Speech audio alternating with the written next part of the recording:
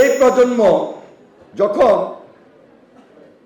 স্কুলে পরীক্ষা দিতে যেত অথবা কলেজে পরীক্ষা দিত, সেটা এসএসসি বলেন আর এইচএসসি বলেন, পরীক্ষার সময় পড়ালেখা কি হবে, খাতায় কি লিখবে, রেজাল্ট কিন্তু এ প্লাসের নিচে বা এর নিচে দেওয়া যাবে না। আমি জানি না কেন, কি কারণে সেই সরকার, সেই সময়ের সরকার এই ধরনের চিন্তাটা করলো যে পাশের সংখ্যা বাড়িয়ে দিতে হবে। এটা আমার জীবনে আমি দেখি নাই, আমার জীবনে আমি শুনি নাই।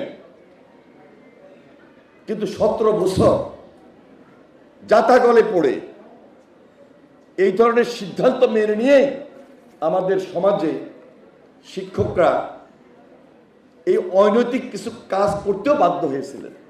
নতুন একটা যুগে এখন এসে দাঁড়িয়েছে। ওই যে বললাম যে গুণগত পরিবর্তন প্রত্যাশা অনুযায়ী রাজনীতিবিদদের কাছে, রাজনৈতিক দলের কাছে এবং নির্বাচিত প্রতিনিধিদের কাছে এদেশের মানুষ, বিশেষ করে এই প্রজন্ম প্রত্যাশা করে।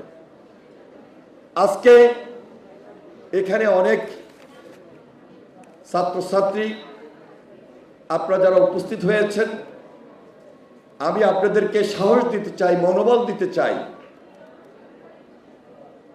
যে আপনারা এই সমাজটাকে পরিবর্তন করার জন্য এখন থেকে প্রস্তুতি গ্রহণ করবেন।